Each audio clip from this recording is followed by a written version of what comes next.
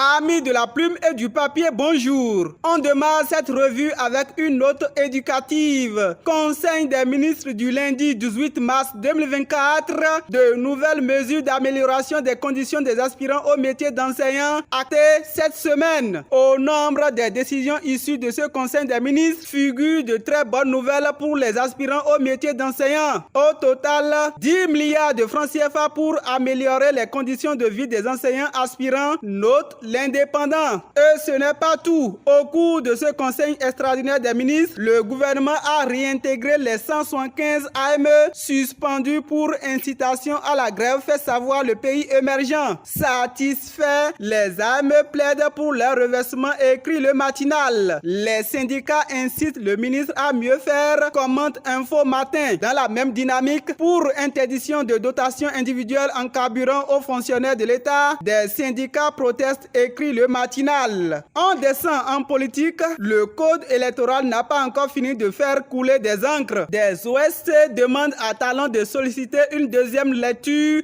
écrit Dynamisme Info. Or, avec le nouveau code électoral, Boni Yahi est contraint à la polygamie politique, fait remarquer le Grand Regard. La Cour a validé le code, comprenne qui pourra conclure le déchaîné du jeudi. Pour le journal d'Abarou, seuls 3 partis disposent de parrains nécessaires pour la présidentielle. Et pour confirmer les tendances de 2026, Patrice Talon a promulgué la loi portant nouveau code électoral au Bénin après la validation par la Cour constitutionnelle, informe Info Zénith et le meilleur. La dynamique après nous c'est nous, actualisé analyse le Grand Regard. La chance pour Olivier Boka se rétrécit, affiche l'affiche du jour. Comme une poudre d'escampette, l'Église catholique se résigne et annonce des journées de réflexion, nous apprend le Télégramme. Vote et adoption d'un nouveau code électoral au Bénin. Le clergé catholique engage sa croisade pour éclairer la masse, affiche la Relève Info. Pendant ce temps, l'option quotidien s'interroge sur la succession à Patrice Talon en 2026. Adambi peut-il faire un bon candidat en 2026? Hassan Seibou répond oui dans les colonnes du journal. Les démocrates ne sont pas des moindres. Le Grand Regard y voit que Éric Ndoté est trop sûr de lui à vouloir gagner les élections de 2026. D'où provient cette ferme assurance de Éric Ndoté, s'interroge le journal. Fatnel Djihouessi, ce n'est pas vrai de dire qu'on peut entreprendre à partir de 0 francs, écrit Fraternité. En tout cas, ce qui est vrai à dire, c'est avec la boussole. Et c'est à l'occasion de la 31e journée mondiale de l'or bleu, Adambi annonce 100 milliards de francs CFA en 2024 pour relever le défi de l'eau pour tous au Bénin. Mise en œuvre d'une centrale solaire à Banter au Kouta Ossé. Sort de l'obscurité, informe Fraternité. Adambi s'imprègne des réalités et fait des recommandations lors d'une visite des chantiers d'adduction d'eau à Alada et Tofa, renseigne le Béninois libéré. Financement du développement, l'UE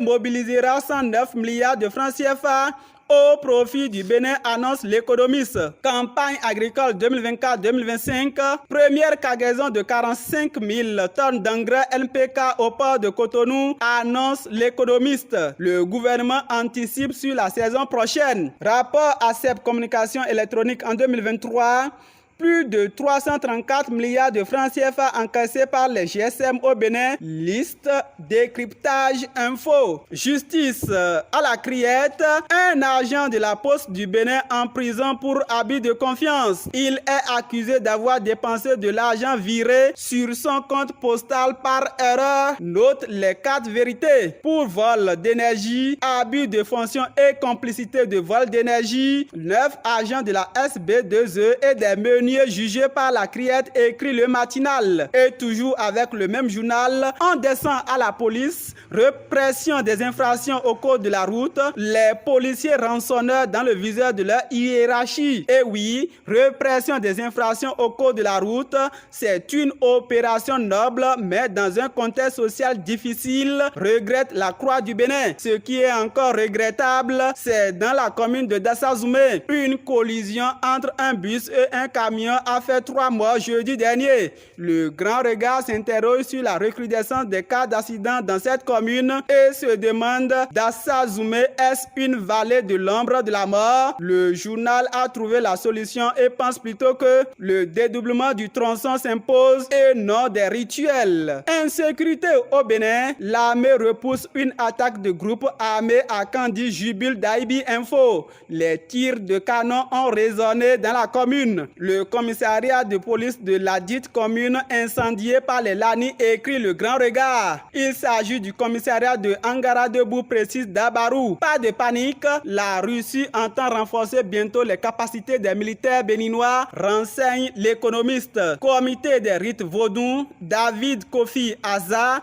nommé nouveau membre, écrit d'Aibi Info. Une injustice réparée, mais pas encore totalement, commente Dynamisme Info. Mise en œuvre du pipeline Niger-Bénin, un aérodrome bientôt érigé à Tekparou, informe le Canard du Nord. Pêle-mêle pour les travaux domestiques, Huguette Bokpe, sujet la rémunération des femmes au foyer, rapporte le Grand Regard. Huguette Bokpe Nyakadja, la présidente de l'Institut national de la femme au Bénin, défend l'idée selon laquelle les femmes au foyer devraient recevoir une rémunération pour leurs travaux domestiques. Lors d'une émission télévisée organisée dans le cadre de la célébration de la Journée internationale des droits de la femme en 2024, elle a exprimé son opinion sur ce sujet délicat. Mais Dr Jacques Kodjo, très catégorique à ce sujet, rémunération des femmes au foyer pour travaux domestiques, il faut recadrer Dame Huguette Bokpe